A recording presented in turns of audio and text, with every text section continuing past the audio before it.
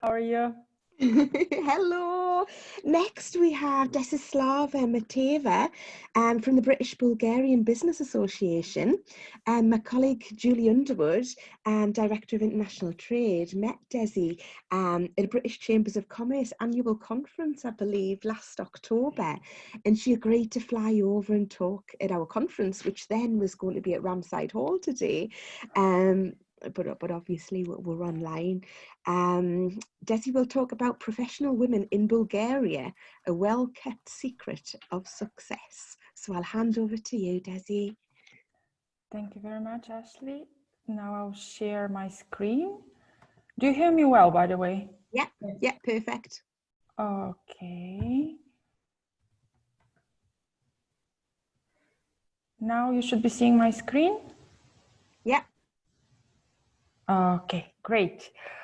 Okay, so thank you very much for inviting me to be part of your distinguished speaker panel today. It's really a great opportunity to learn more about professional women in Northeast England, to learn from your stories, and also to let you know a little bit what we are doing at the other edge of Europe, in Bulgaria.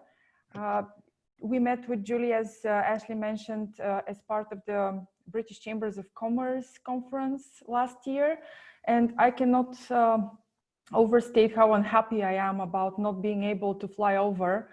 But even if I did, I would be in quarantine and I would be doing the presentation from the hotel room. So it just didn't make sense.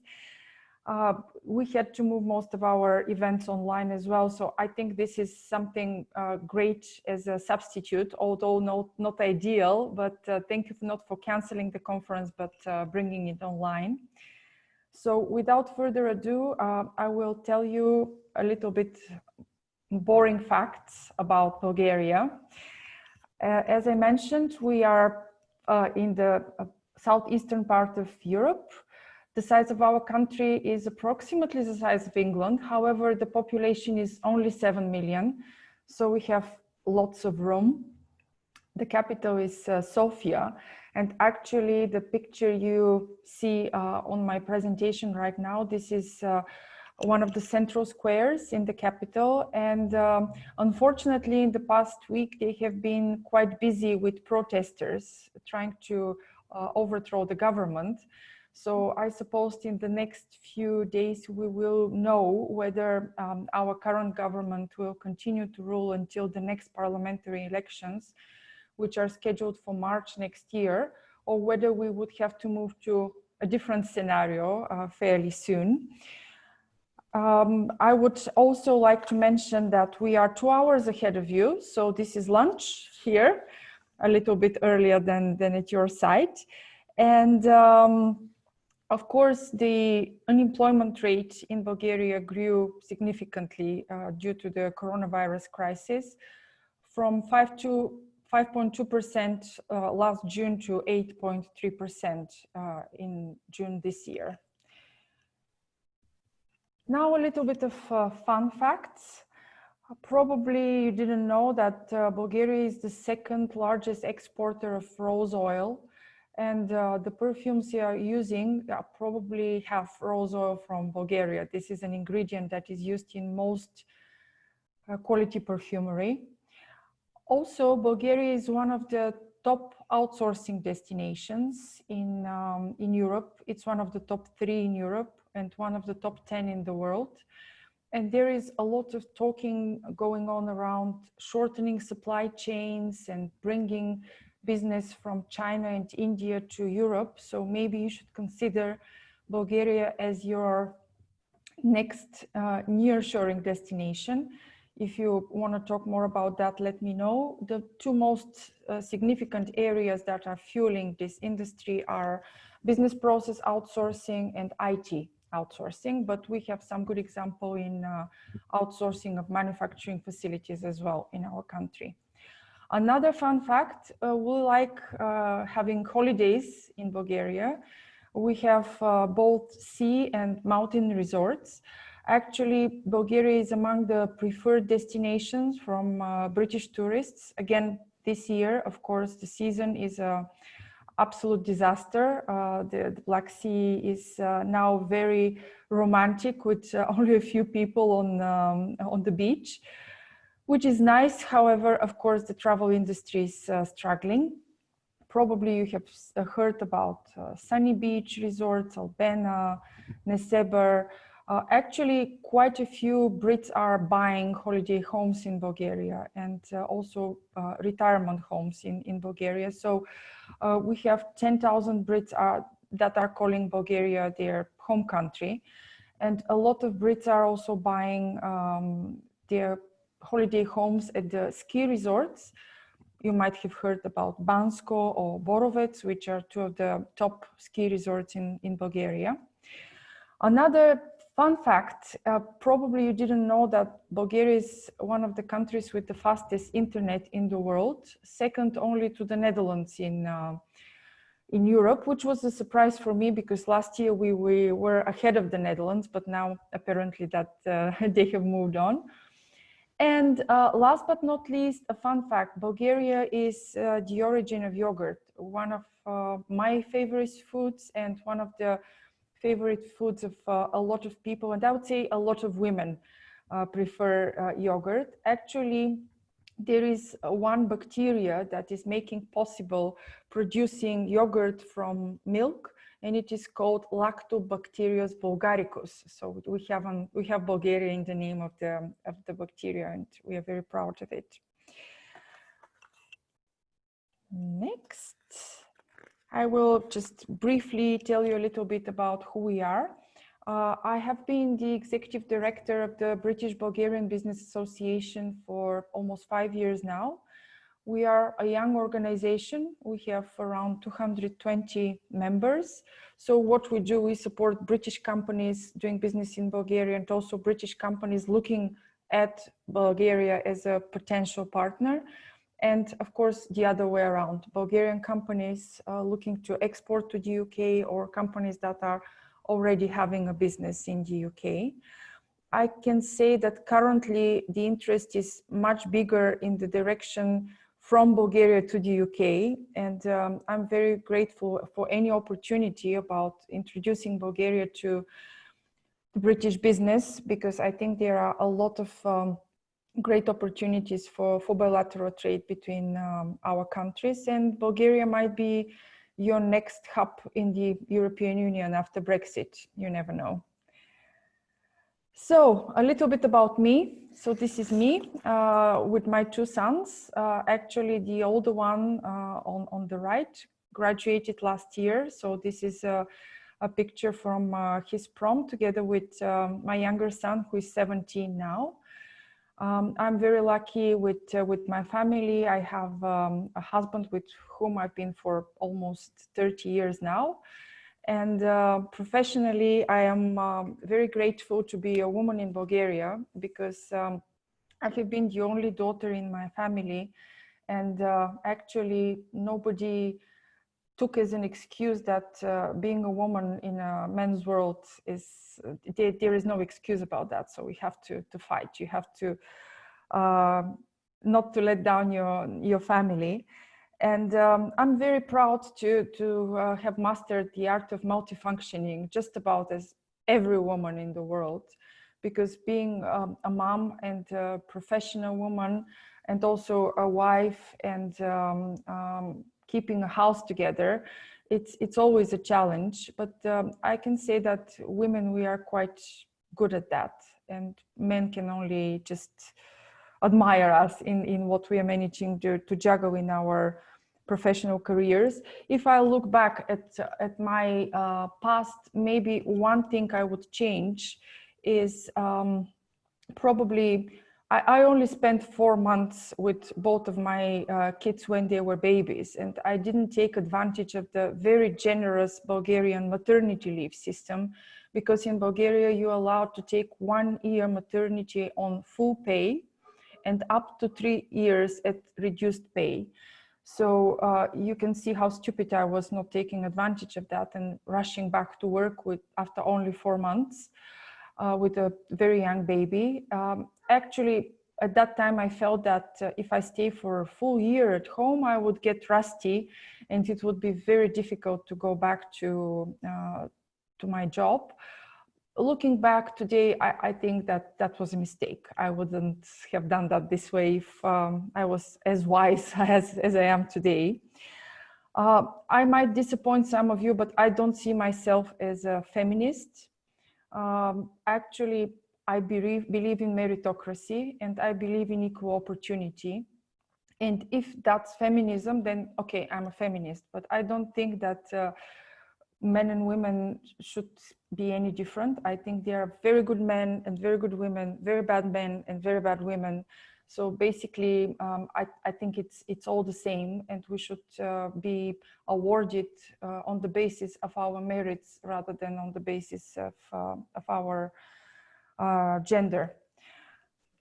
So this is briefly about me. Maybe professionally, what I've done, I have been in the chamber business, if I say so, for quite a while. I have worked also for the American Chamber of Commerce as a deputy director in my early career. I have worked also as the executive director of the Bulgarian Business Leaders Forum, which is an organization part of the International Business Leaders Forum of the Prince of Wales, and an organization that is supporting corporate social responsibility in Bulgarian business. Prior to joining the British Bulgarian Business Association, for 6 years, I was the country manager of a company called Regis that you have probably heard about.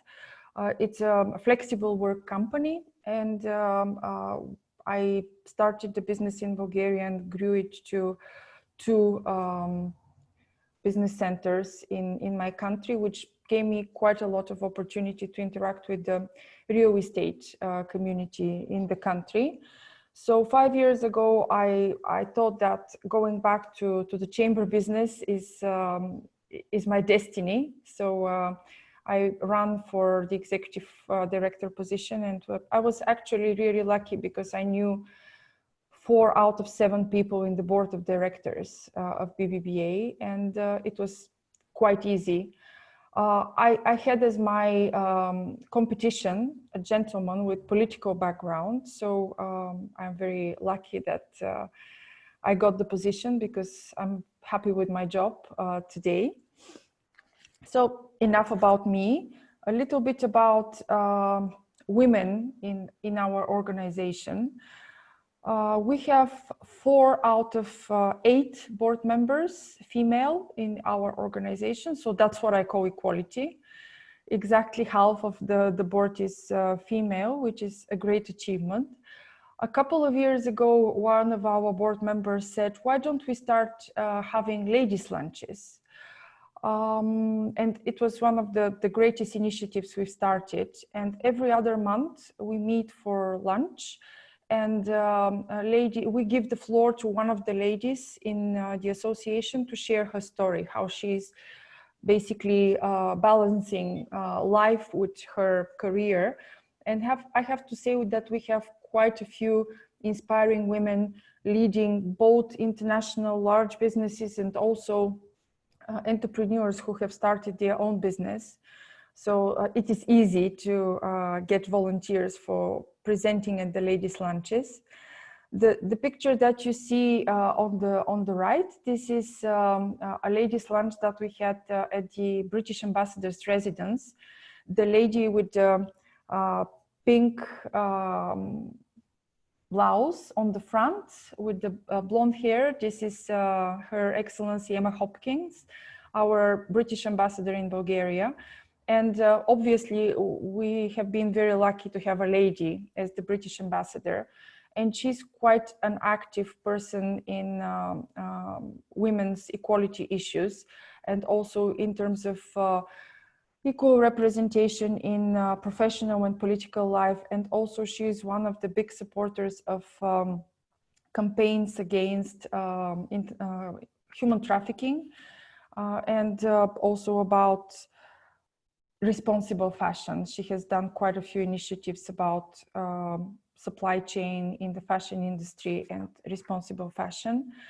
And next, I would like to introduce actually one of my favorite initiatives that Emma started a few years ago. This is an initiative called Ambassador for a Day. Actually, she thought that it would be great to have more women represented in the diplomatic profession. Apparently, not enough women are ambassadors and politicians. So she thought we should actually make girls in Bulgaria think about a career in diplomacy.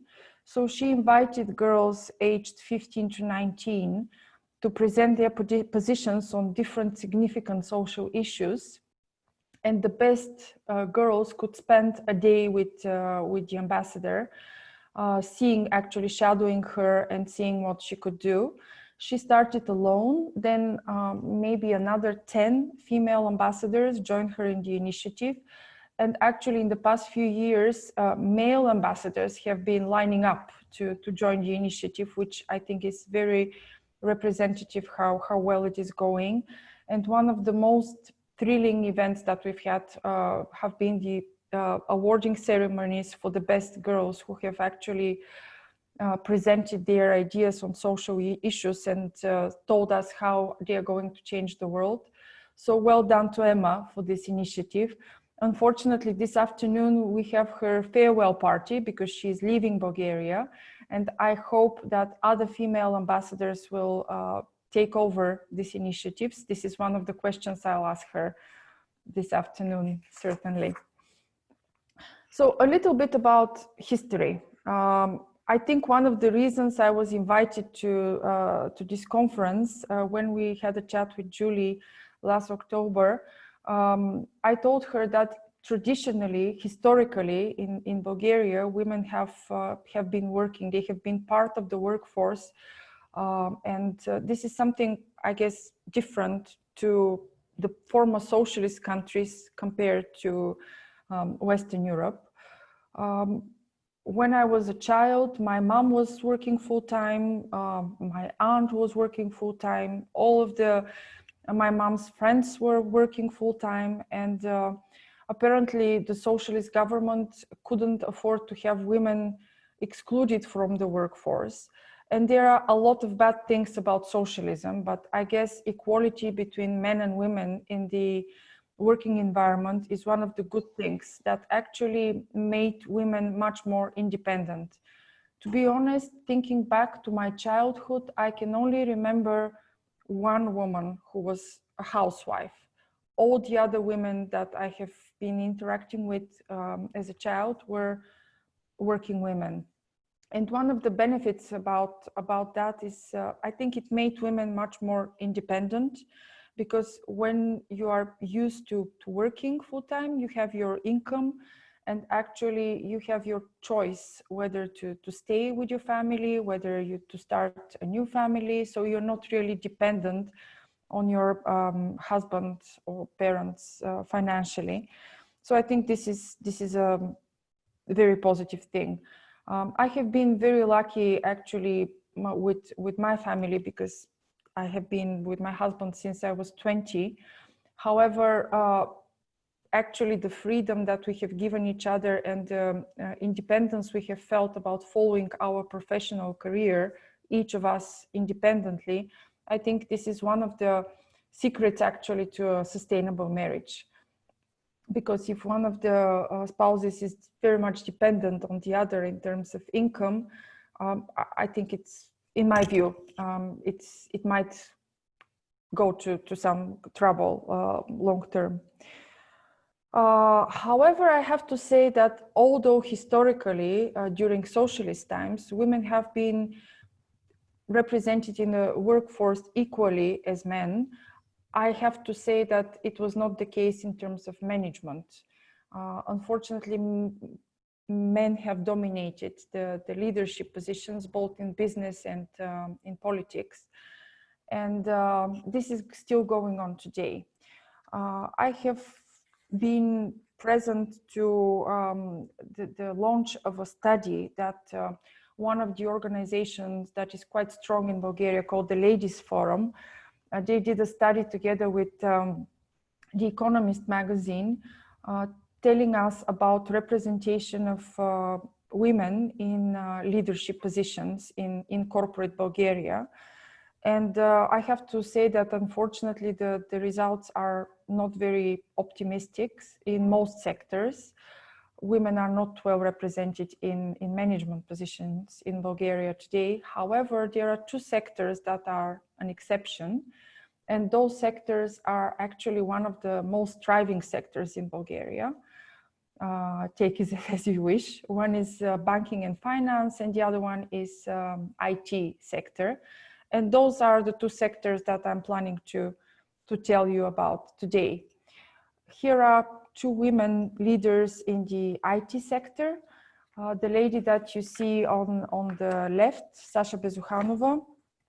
This is one of the ladies, this is the lady who actually was heading the local office of Hewlett-Packard for 10 years. And she convinced Hewlett-Packard to start one of their biggest remote business process outsourcing centers in the world. And currently Hewlett-Packard have 5,000 people supporting their businesses worldwide based in Bulgaria. And this was the achievement of Sasha Bezukhanova, who started this and convinced them to lead. Maybe the fact that there was a female leader of HP at that point was also one of the good coincidences, but yes, HP have quite a successful business in Bulgaria today. The lady that you see on the right, Diana Stefanova, she is leading one of another international leader in the IT business, VMware.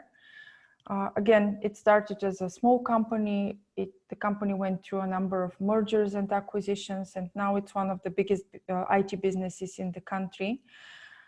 What I can actually add is that both ladies, and I guess this is something very standard to women leaders in Bulgaria and probably worldwide. In addition to their corporate careers, both ladies are very active in society. And after leaving HP, Sasha Bezukhanova started an organization called Move BG. And this is an organization that is actually providing platforms for non-governmental organizations to thrive and to actually be led as businesses. So she has helped a lot of causes really step on their feet and strive. Diana, on the other hand, she's very active in the Bulgarian startup community, and she has started an equity fund that is supporting startups. So again, she's giving a lot to the IT community. In addition to actually having really great women leaders in technology, Bulgaria is leading in Europe in terms of women being active in IT companies. The percentage that I saw from last year is 31%, compared to an average of 16–17% in European countries. And actually, it's funny, but my son was a student in Eindhoven University of Technology. And he was very happy because he said only 10% of students are girls. And now he's taking an internship in a technology company in Bulgaria. And he said, okay, now I can see the difference. 1/3 of my colleagues are women. So I can see how big the difference is in women represented in IT. The other business that is really very well represented in terms of women in leadership is banking and finance. And I really like the way our colleagues from the Ladies Forum presented the results. They said, women have the money, women hold the money and manage the money in our country. So this is their conclusion. Actually, from the top 3 banks in Bulgaria, from the top 4 banks in Bulgaria, 3 are led by women. So I think this is a really good achievement. And you can see on the left is Petya Dimitrova, who is leading Eurobank. And on the right, you see Teodora Petkova, who is leading Unicredit Bull Bank, which is the #1 bank in Bulgaria. I think this is really something we can be proud of. And last but not least, I don't think that Bulgarian women are well represented in politics. However, I can mention two women that I think are making a difference. The lady on the right is one of the youngest MPs in the European Parliament, Eva Meidel. And she's really making a difference and inspiring young women in Bulgaria to achieve a lot of results on the international arena. And the lady on the right, you might recognize, this is Kristalina Georgieva, and this is one of my role models. Kristalina was the deputy president of the European Commission. And at that point, she was leading the all disaster recovery operations. So wherever there is a disaster, Kristalina Georgieva was saving the day worldwide. After that, she was the CEO, the global CEO of the World Bank. And currently, she's leading the International Monetary Fund. So this is really a lady that I think is influencing world economy and politics, and I'm really admiring her. And I would like to finish my presentation with something that I believe, something that is my own slogan. I believe that education is the answer to equality, and we should really encourage women to be equally educated and to really get education as much as they can, because if people get good education, then they are well equipped to achieve professional excellence. And I can mention dozens of examples of women leaders in Bulgaria that are leading initiatives in terms of promoting education as a whole, not only for women. I chose this picture because it's showing girls and boys together learning, because as I said, I don't believe in feminism, I believe in equality. And if we have good education, we will have good representation of both genders in any area of life. Here are my contact details. I will be really happy if any one of you want to contact me. This is all from me right now, and thank you once again for the Northeast Chamber for inviting me. I'm open for your questions if you have any. Thank you very much for your attention. Oh, excellent. Thank you very, very much. I really enjoyed that. I do have a question in relation to your top tip. I did like that education is the answer. What top tip would you give to other business women to help them in their careers?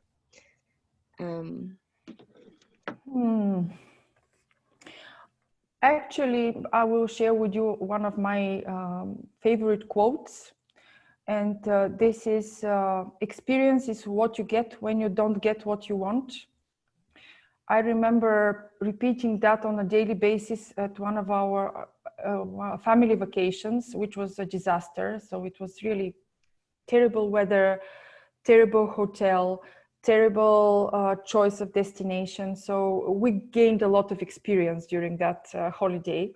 But jokes aside, actually, when I look back at my life, and I think it's the case with most people, learning is when you fail. You tend to forget your successes, you tend to forget your achievements, but whenever you fail, I think about that quote and it makes me smile, and I go on. And failures are quite a good opportunity really to start ahead, and don't waste a good crisis, as Churchill said, or don't waste a good failure, learn from it and go on. That would be my advice to ladies and just to everyone. Fabulous, thank you. Would you like to unshare your screen? And I would like to invite Julie Underwood up onto the stage. Oh, that does sound grand, Ashley. Thank you, Ashley, and thank you, Desi, and hello, everybody. I just wanted to say a personal hello to Desi, and thank you for joining us today. I'm going to try and start my video, but unfortunately, it's not letting me. So apologies about that. I don't know what's happened. But just to mention, Desi and I met last year at a conference, and one of the great things about the Chamber Network is the global network, and inevitably I think you always, there's these conversations about the social classes, equality, and we had a really great discussion.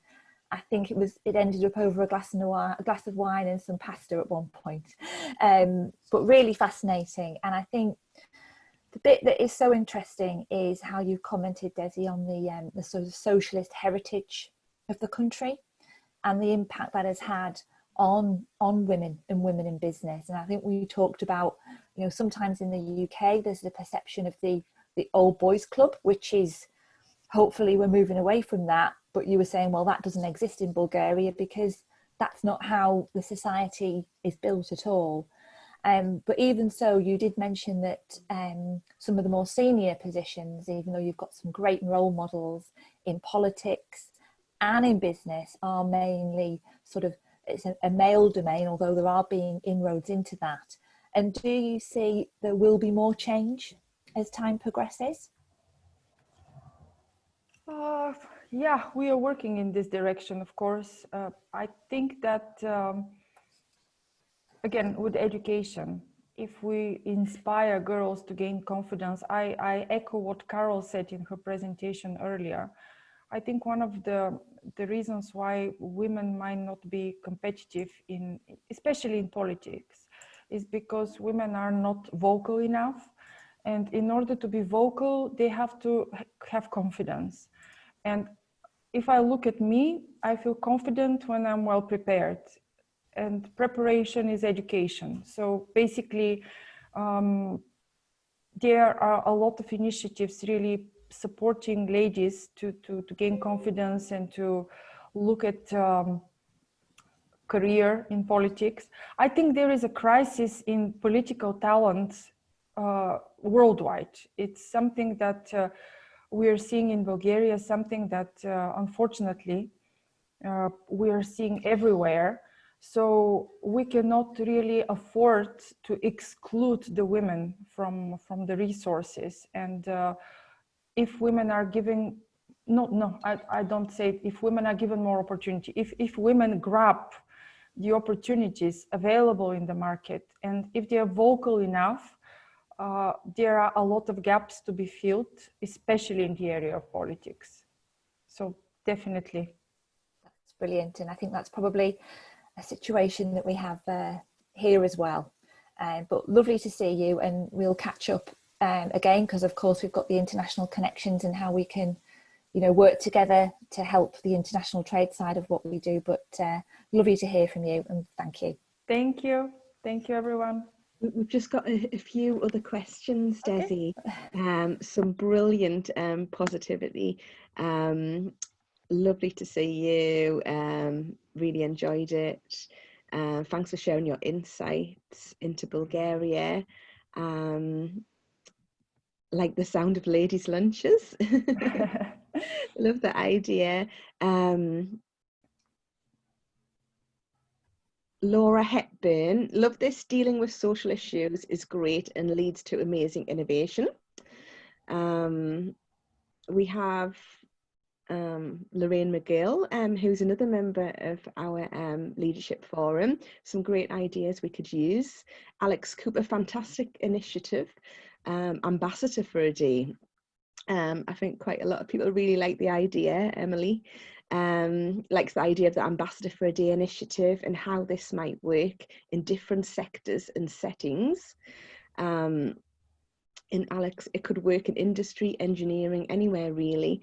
There are great role models in this region, so a lot of people are loving that Ambassador for the Day idea, so thanks for that.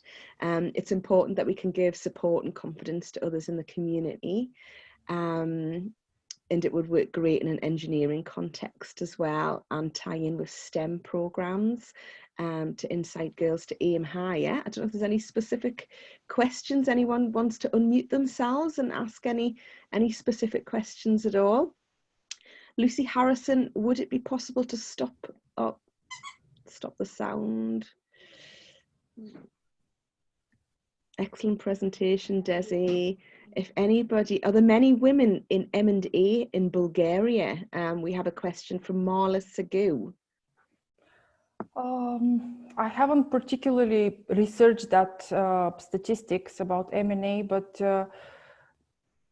I can actually look into that and tell you. I would assume yes, because in management consulting and in investment consulting, there are a lot of women, and why not in M&A? So let me look into that, and I'll be happy to come back to you. If you have any particular ideas I'm glad to link you with ladies that are having M&A expertise in Bulgaria. So happy to follow up on that. Another question, are women well represented in non-government sectors as we see worldwide? Absolutely. Actually, I was hesitating whether to add a separate slide in my presentation, but I would say that the non-governmental sector is actually dominated by women. Not only are they well represented, but it's dominated by women. And I think this is the worldwide tendency in general. And the reason for that, I think, is that in order to work in the non-governmental sector, you have to care about a cause. And women care about causes, I guess, more than men. And they're more willing to dedicate their time and professional expertise to work in the direction, maybe for less pay, because let's face it, the NGO sector is not the best paid sector. But if we talk about a career with a cause, this is something that is very inspiring for women. And absolutely, there are a lot of women in non-governmental sphere, education, innovation, equal rights, anything. I could name many Bulgarian ladies who have prospered in this area.